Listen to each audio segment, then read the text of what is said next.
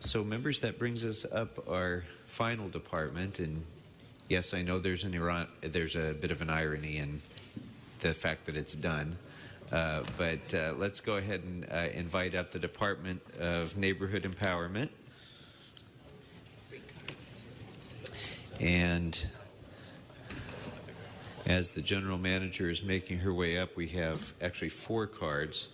So I'd like to take those cards first. We'll start with Jay Handel, followed by Joanne Ivanek Garb.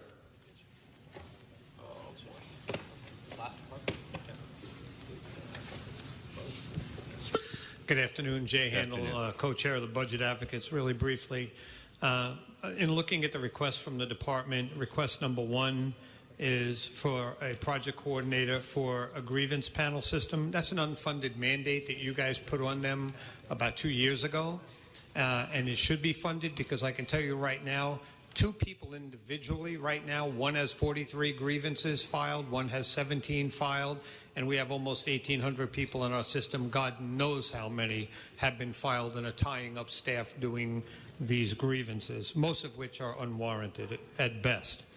The $20,000 for the Congress and the Neighborhood Council Budget Advocates, what can I say? The Congress every year has over 700 people right now. It's educational, and it really brings a lot to our system from an education point of view. And the Budget Advocates, I'm going to let you guys figure out if we're worth the $20,000. I think we've fought hard enough to do that. God knows we spent enough time here doing it.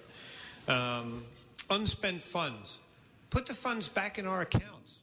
Instead of taking it and sweeping it, the $500,000 roughly that's being asked for to do the very, very bare minimum, and bear in mind, you got a $2 million budget right now being given to you, looked at. We really need about, 2.5.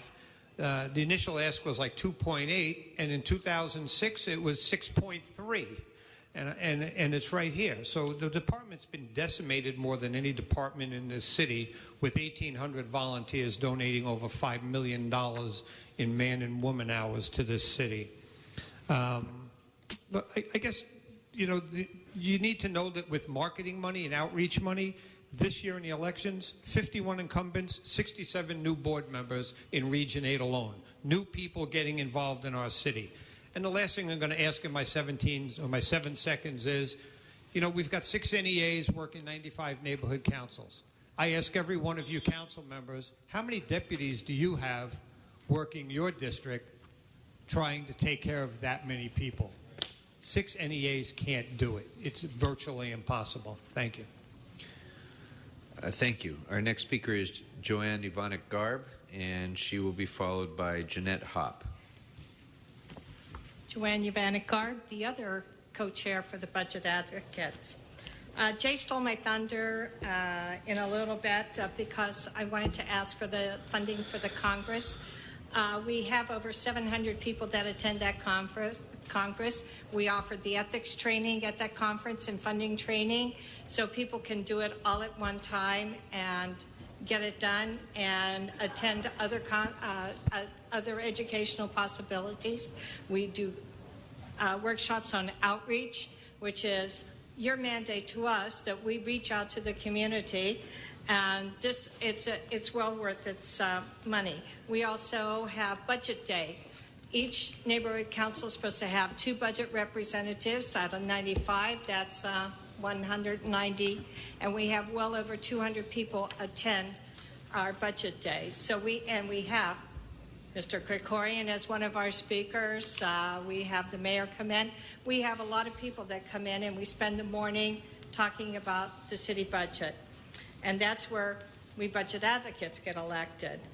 The funding sources, we do a lot with our $37,000. We've had to cut corners and make choices as to what we were doing.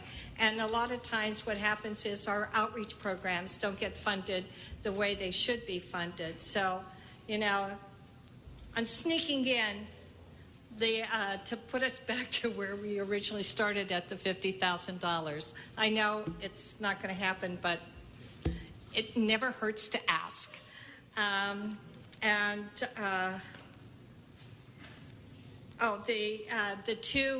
the additional positions for the continuing outreach. We need people to staff our needs. So that's what we need. Thank you. Thank you very much. Our next speaker is Jeanette Hopp, followed by Lydia Grant. Good afternoon, Mr. Chairman and committee members. My name is Jeanette Hopp, and I wish to make a little disclaimer there. No relation whatsoever to Richard, though I know his heart's probably in the right place. But that name has caused me a lot of problems since I've become a council member. I am representing the Van Nuys Neighborhood Council, and I'm their treasurer, and I'm also here as a budget advocate, a newly elected budget advocate, and I've learned quite a bit since my time on that committee. And I'm here to advocate on behalf largely of our fearless leader, Gracie Liu. This is a woman who I have never seen so tirelessly do her job like anybody else. I've seen her at many committee meetings after 10 o'clock in the evening, and it's incredible to watch someone work that hard and be that dedicated with so little. And you've constantly said during these hearings how little people get and how much they have done with that little amount. And this woman she must be part magician because she's tremendous. But we too have had the same thing in our budgets, and often we've had to not fund things we wanted to do because of the lack of funding, and it makes it very difficult. We've all done our share to try to improve our neighborhoods, and we in the Valley love LA. There are some people that speak secession. I'm not one of them. We happen to love you. We need you. You need us too. So we want you to remember that when it comes to funding, please help those who help us, because we in turn help you. And we desperately, desperately want her to get the project administrator that she needs and the 2 assistants, because they will come to help us with our elections. My particular neighborhood council doubled plus their attendance at the election. So we're all working hard to try to get everybody involved, and you get a lot of free volunteer hours from us. So please, please don't forget her in your budgeting. Thank you. Thank you very much. And our final speaker on neighborhood empowerment will be Lydia Grant. Hi. Thank you for allowing me the opportunity to speak. I am Lydia Grant. I have 9 years experience with the neighborhood councils, having been a board member at Sunland Tujunga. I am, for identification purposes, currently a commissioner on the Board of Neighborhood Commissioners. It has been my experience over the last several months of working closer with the neighborhood councils, and followed up by listening, especially with the budget committees over the last couple days, how important the neighborhood council systems are actually as a support to the city itself. That became very clear to me as I heard different departments talk about things like graffiti, talking about broken windows, talking about community cleanups, and other departments. A lot of the neighborhood councils are helping at the ground level to help produce and to improve their communities, which does take a little bit of the pressure off of some of the departments. I know the budgets are tight, but I would ask that you at least approve the requests of the department to make sure that the very small skeleton crew that's in place that's supporting such a giant system of over 1,800 people remains in place and gives us any extra resources that we can get to make sure that we have the ability to continue to improve and grow with the system that we have. Thank you. Thank you very much, Commissioner, and please give my regards to everybody at STNC. I miss them. All right. Ms. Liu, welcome, and I don't know how we can top the accolades that you just received from your most important constituents, but certainly I had the pleasure of working closely with you as chair of the Education and Neighborhoods Committee at that time that I was serving that way, and everything that the folks from the public said is absolutely right. You've done a magnificent job of maintaining this department and pursuing its mission under the most extreme circumstances of severe cuts that this department has had over the last 5 years. And so I'm certainly very appreciative of your leadership. I'm also appreciative of the recommendations that you've made in your letter and the fact that you submitted a letter. So thank you very much on both counts. And if you'd like to offer some introductory comments, and in particular, among other things I'd like you to touch upon are the election results from this year and comparing the success of the elections this year with prior years, because I think that should be one of the metrics by which we evaluate done, and certainly it seems from the outside at least like that metric was met with great success in this year's election. I'd like you to speak to that. Sure. Good evening, council members. And thank you so much for your time and for your kind words, Councilmember Krikorian. And as well, I want to thank the budget advocates and Commissioner Grant for coming and supporting our budget. I'm here today with Rondo Ruiz, who's our Neighborhood Council Funding Director, who also wears the hat of our budget person, as well as many other hats. So he was instrumental in putting together our budget, and I really want to appreciate him for this. The past year, we've done amazing things, and I really want to thank our wonderful staff and our neighborhood council leaders for stepping up, and especially to our board of neighborhood commissioners. I think we are finally getting the synergy of working together and growing the system.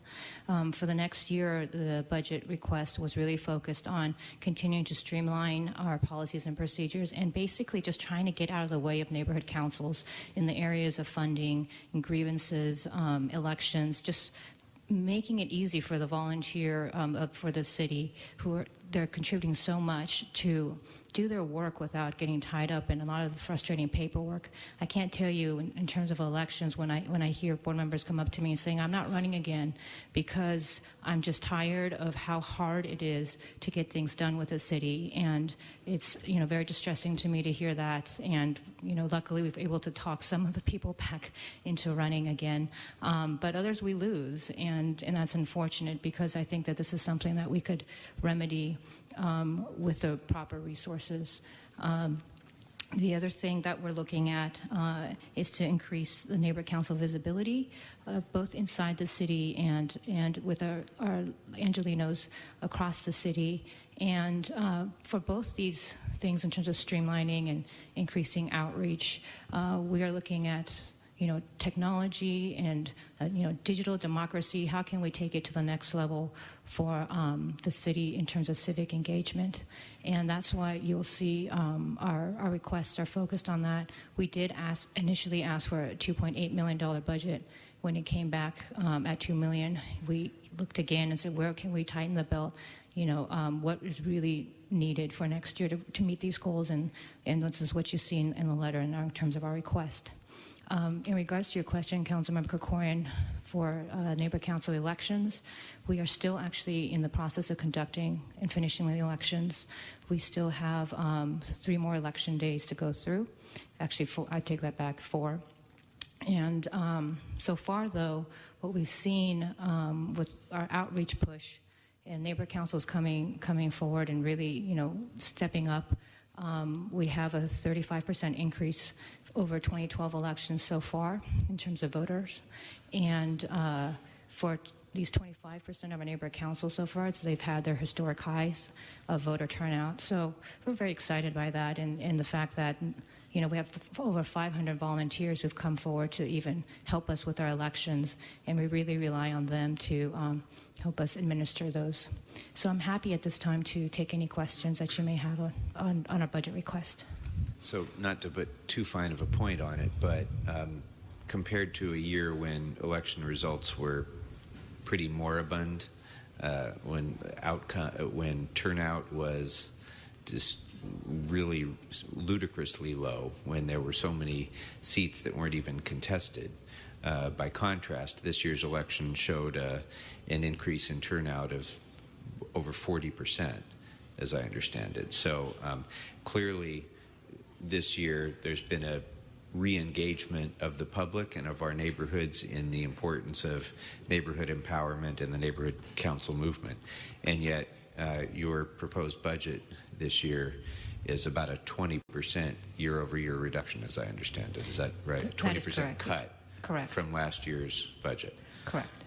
Okay.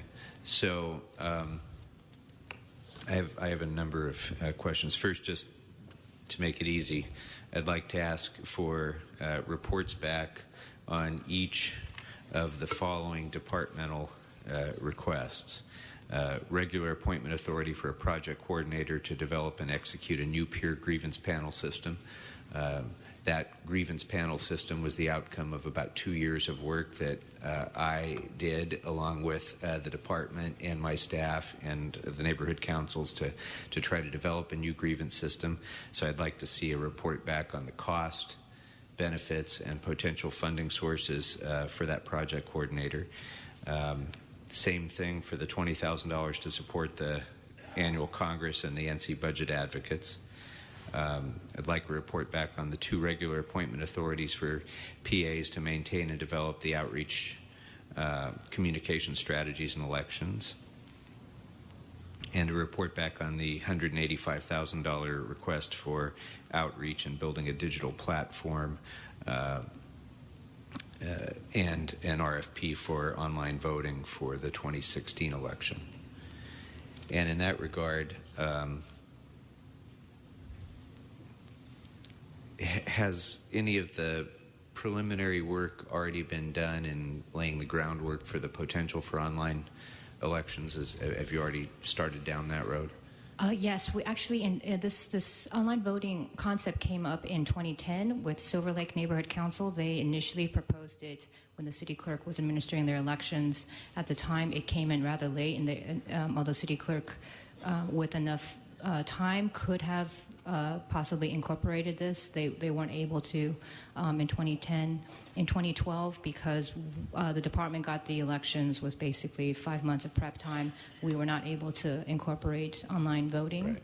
And in this current year, we did actually look at doing an RFP for online voting for a pilot program. What ended up happening is, based on our conversation with city attorney, doing the pilot program RFP may have interfered with a longer-term RFP because of changes that may happen due to the pilot after it was administered. So what we decided was, okay, let's at least clear the way for the neighborhood councils themselves, if they were interested in doing online voting, that they themselves could hire a company to administer it. And what happened with that is, unfortunately, it was cost prohibitive for one neighborhood council to try to do online voting. For those who did investigate it, and others just didn't have the time to administer the contract and go through that process. So what we decided for 2016 is to actually prepare the full RFP, and luckily, actually, the mayor's office of budget and innovation team are interested in supporting that goal of online voting for neighborhood councils in 2016. So we're looking forward to having possibly that partnership, so that the strategy is to try to have everything ready a year before the 2016 elections, would begin in March. So basically by March 2015, we would have the company in place, the terms in place, because there's a pre-registration aspect to online voting that we think, next year we need to start focusing NCs on that. Okay. How many elections will take place in fiscal 2014-15 compared to 2013-14? There were 88 elections in I want to say in 2012 rather. And this current year, we remained, I want to say 89, but I'll double check those numbers for you. And in the coming year, in the coming fiscal year? Oh, you mean in 2016? No, in the coming fiscal year that's about to begin, that we're discussing the budget for. Right. So that there are no elections at that. It's prepping for the 2016 elections. Okay. Yeah. And the what's the status of neighborhood council checking accounts now? Oh my goodness. That has been a process. We are so close. It likely, I think CAO's report just went to budget, to education and neighborhoods in terms of the Union Bank coming on. It's taken this long because initially we thought we could go with another bank that the city already had contracts with, and eliminating the various banks that would do it. Union Bank finally came through, and we've been learning the process of how to piggyback on other existing contracts. And so I think that the goal for me is to at least open one checking account this current fiscal year, so I can know what the close of a fiscal year would look like with a checking account, and then in July 1st have all neighborhood councils in checking accounts. Terrific. Yeah. Okay, thank you. Mr. Kretz? Yes, generally I think you do a great job, but there's one issue that's been a pet peeve of mine for years that I don't know if you looked at addressing. I don't even know if you have an interest in addressing, which is why I want to flag it again, which is, in my view, we have a ridiculous process of people completely unrelated to their neighborhood council in any way voting. And some NCs allow it, some don't. I really think we should have enough oversight to not allow it at all, which is before the meeting you go to a Starbucks, you have a cup of coffee, now you're a stakeholder. I think it's bizarre, and in some places it's used as a vote stacking process. And I helped brainstorm this original system with Joel Wax and Greg Nelson. It's certainly not what I envisioned. I don't think it's what any of them envisioned. I don't think it benefits anybody, and I really think it needs to get tightened up. And I think when elections include this kind of voter, it increases turnout, but it's not the kind of turnout of non-stakeholders that we want to use as a metric for greater election participation.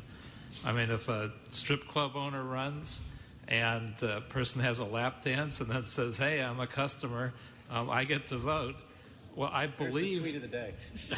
I believe that in some NCs that would qualify and they'd be able to vote.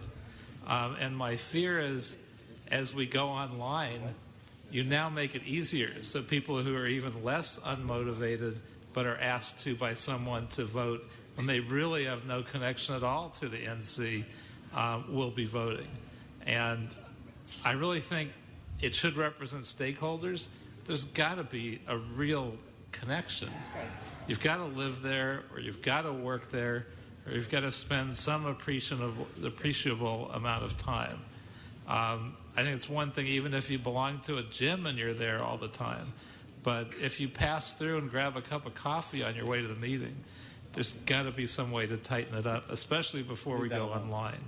So I don't know if you've looked at that and if there's any way to address that issue.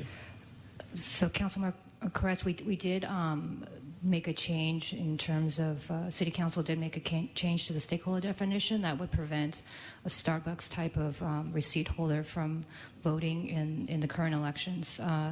And so we have tightened it up to the point where you don't have the fly-by-night stakeholders. They have to show a substantial and ongoing interest in the community in order to vote.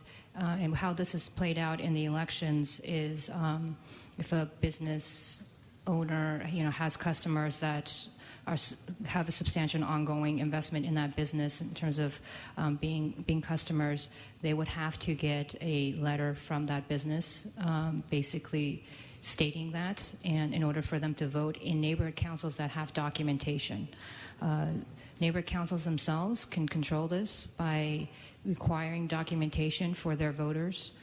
If some neighborhood councils choose not to, they do self-affirmation, and in that case, the voter just comes and just signs something that says, I'm a stakeholder. But there are protection mechanisms for neighborhood councils if they fear that this would happen.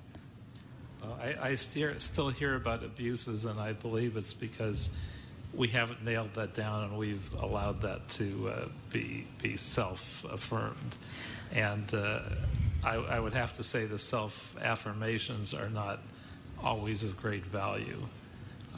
So I think we really do need to tighten it up beyond the self-affirmation, and I think that kind of identification needs to be part of the process for every neighborhood council before we go to the expense of doing online voting and have people potentially from all over the city that have little or nothing to do with an NC, self-affirming. So I'd like a report back on whether that's possible and what considerations you've given to tighten it up beyond where it is now, so that we have, I'd say, a more honest system where people really do have a connection to their NCs. And that's it. Okay, if you don't mind, Mr. Bonnet, I'm going to take Mr. Englander next out of order. Mr. Englander. Thank you very much. There is an order, but let's call him Mr. Englander. The chair had already asked for the reports back on all the financial requests, and so I was going to do the same, but that's been done. Since this is a meeting of the Budget and Finance Committee and the budget process, I'll stick to that.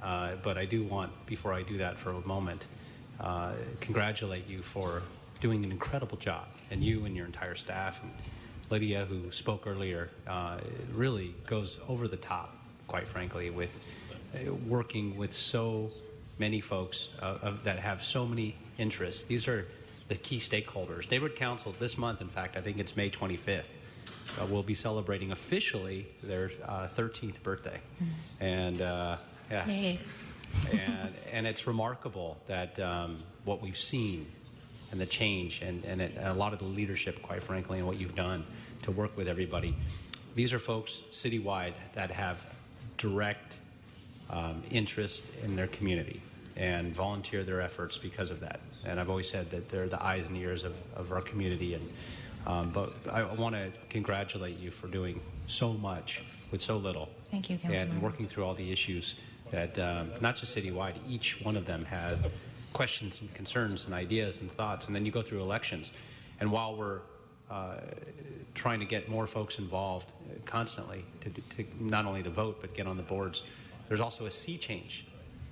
And so we've got some boards that have complete turnovers at elections, and there's no book, Neighborhood Council 101, that's been developed for them, and it's starting all over with the process and how to document information and how to request and encumber funds and all of those issues that have to be done, outreach efforts, marketing, all the things that land use issues, transportation issues, all the things they weigh in on. Yeah. Starts from scratch again, and there you guys are, holding their hand and walking them through it. They're a great partnership, and you're a great partnership with our office. I truly appreciate it. There is no budget request to ask for unlimited funds. I don't think that's possible, but you deserve it, and you're doing a great job. So, Thank you, Councilmember. Appreciate that. Thank you, Mr. Englander. Mr. Bonnet. Thank you very much. Thank you for being here and for everything you're doing. To echo, congratulations for the work you do. Also echo the sentiment that we're sorry we're not giving you more money. And the neighborhood councils. Yes. I'm curious, which neighborhood council has the greatest turnout for elections? So far, in this election cycle, and historically? Generally. It would be Venice Neighborhood Council in your area. That wasn't sort of a setup question. It really was. I've never seen a setup. It really was. And then there are some that do not have very good, or some of them chronically under low turnout. Yes. Yes. What are the, to the extent that you've been able to analyze it, what are the contributing factors to higher turnout or lower turnout, whether it's sort of issue-based or sort of demographic-based or anything like that? I think it's a combination. I mean, you have to look initially where the neighborhood council is, and I think that in itself will tell you what some of the barriers in terms of involvement would be. But they generally range. If you don't have a high turnout, it could be because the neighborhood council just didn't do outreach really. They didn't find candidates. They didn't have contested seats. We eliminated that having elections if you don't have contested seats in order to save money. But in the past, they used to just have, the one person, and they would run an election. Sometimes, too, it's because the meeting operations have been so dysfunctional leading up to the elections that nobody even wants to be involved with that neighborhood council, and we try to work with neighborhood councils to overcome that. But once you develop a bad reputation in your community, it's kind of hard to turn that around, and it takes time. But there are some neighborhood councils, that we've been able to really turn around in terms of some of their voter turnout, and we get very excited about that. But in terms of answering your question, it really depends. If you tell me a specific location area, I could probably give you more details. I was just wondering if there's things we've learned that we can change what we do to help. But how's the turnout of renters compared generally in neighborhood council elections compared to city elections? Renters? Yeah. Well, we don't track that specific. We could try to drill down and see if we could get that information, but typically it depends on the way the board is structured. They could just say residential and wouldn't know if they were a owner or a renter, because we don't specify that question. But these are some things that I think that with online voting, there's the ability to ask additional questions after someone votes online, and to actually gather some of this information in an easier manner. How much money have the NC spent on Category Fund 200 outreach in the past fiscal year? We haven't broken down. Do we have that information broken down in outreach yet? We typically do it at the end of the year. We actually just broke down the fact that there's about $2.1 million left in the neighborhood council's funding that they would need to spend down in the next couple months by the end of the fiscal year. So we're probably going to is that the amount of money we're going to sweep? No. What historically what has happened? There's usually about $300,000 to $500,000 left. And that'll get swept, or will that stay? The fund is a special fund, so technically it doesn't get swept because it can't. But the next year it's underfunded by the amount that's left over. Okay. What is? I'm told that there's a term that you use, EE, exhausted efforts. That's correct. What is that, and how many councils are in it? Exhaustive efforts is a system under the plan for a citywide system of neighborhood councils, and when a complaint is filed or registered with a department about a neighborhood council, one of the ways we can remedy the complaint is to put a neighborhood council into exhaustive efforts. And that's basically when we, it's almost taking a neighborhood council into receivership, where we, depending on where they need assistance, we might have to freeze their funds, we might have to start running their meetings. Again, it depends on why this neighborhood council went into that. But it's usually a violation of the plan or other policies and procedures. And a neighborhood council could be in exhaustive efforts in as little as 1 month, or it could take a full year to get them back on their feet. Do we have any in exhaustive efforts now?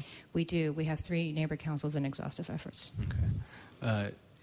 Is that a typical number? Because you said it can be a short period of time. They usually are you corrected quickly and then they're...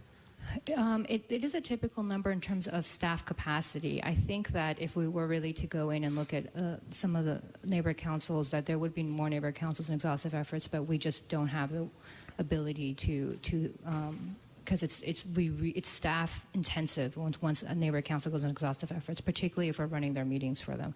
That means we're doing all their agendas. We're making sure that all their funds get paid out. So that actually gets me to my final question, and it sort of piggybacks on something Mr. Englander was just saying. You're talking about staff, not having enough staff to do more. Mr. Englander mentioned that a lot of neighborhoods, councils, they'll have complete turnover, and there's really no manual, and there's nobody to teach them. Your staff, your field staff, are for the most part community organizers by training. As a former community organizer, the first rule I can tell you that you learn is how to organize others and how to get volunteers to share some of your workload. How has the department been? What sort of challenges has it had in getting neighborhood council members emeritus to serve as or work as volunteers to augment your field staff to help some of your workload? So we actually have this fantastic program called Councils for Councils that was started under the previous general manager, Bongwan Kim. We basically have neighborhood council members or former members who are willing to come on as volunteers to mentor or train other neighborhood councils. What has happened with that program, unfortunately, is that we have a union concern in terms of the bargaining work, that there might be an overlap in bargaining work with our neighborhood empowerment analysts. So we've not been able to grow that program in the past year in the way that I would like to, because there are a lot of folks who would like to step up and help in that manner. But until I'm able to resolve this union issue, I'm not able to grow the program. Then I'd like to get a report back, and this can be a special study, on what those challenges are and what steps can be done to resolve them. Being able to have a robust council for council system, I think, is vital to the function and the growth of neighborhood councils. Nobody can organize a community or teach how to organize a community better than somebody who's done it. So I'd like to get a report back on what exactly those hurdles are, and perhaps the city attorney can help weigh in on that, since I presume they're involved in guiding you through that morass. Yes. Thank you. Thank you. Thank you, Mr. Chair. Thank you. Mr. Blumenfield. Thank you. I think most of the questions have been asked. I want to just add my voice to complimenting you for your tireless efforts. You really have been a workhorse in getting the community voice to be heard, and that's certainly appreciated. Civic engagement is one of the most important things for a healthy city, and the neighborhood council system is a vibrant part of that, and can be an even more vibrant part of that. So maybe I'll just give you a moment to elaborate a little bit more on the two project assistants and how those positions would help engage more community and neighborhood councils, how that would work. So currently, the way the program is funded, it would leave us with staffing of one person and $3,000 to fund outreach and communications and election preparations for next fiscal year.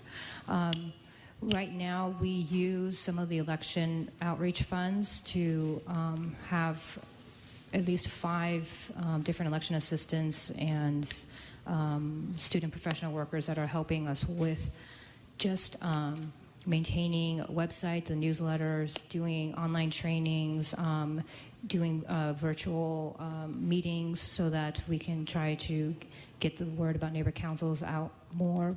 They've helped us put together our partnership with Nextdoor.com.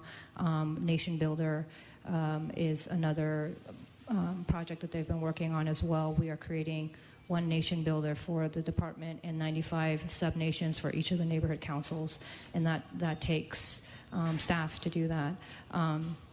They also assist us in terms of our partnerships with the other city departments that are reaching out to neighborhood councils and just stakeholders in general.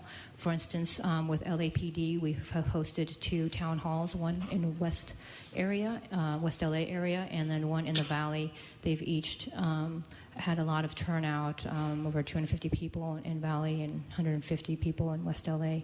And this is a partnership that LAPD would like to keep going around the city, and we would need staff to support that. Also tracking of performance metrics in terms of open government and putting that on our website and the city website in general, that these folks would be the ones to help assist in tracking that information. And for neighbor councils who have issues with, like, they don't know how to do social media at all, we go in there and we train them. So these folks would also be the ones to go in there and troubleshoot any issues they have with Facebook or Twitter. A lot more of them want to start to videotape or at least online stream some of their meetings so that their stakeholders could participate more, and they come to us to request that assistance. So that's just a fraction of what they would be doing for us. And lastly, if, with the online voting aspect of it, if we needed to pre-register, they would also be there to assist in neighborhood councils and helping pre-register voters for the anticipation for 2016 elections. Great. Thank you very much. You're welcome. Get you in under 6 o'clock, Mr. Thank Chair. you, Mr. Bloomfield. Mr. Kretz? The LAPD meetings sound like a good thing in the community, but I wonder if LAPD could actually help pay for those. Yes, has been a suggestion in terms of doing potential chargebacks and at least assistance in some manner, and we are looking into doing that. And I will say that I'm just so tickled that when neighborhood councils have other city departments who want to work with them, that I don't want to do anything to jeopardize them wanting to work with neighborhood councils.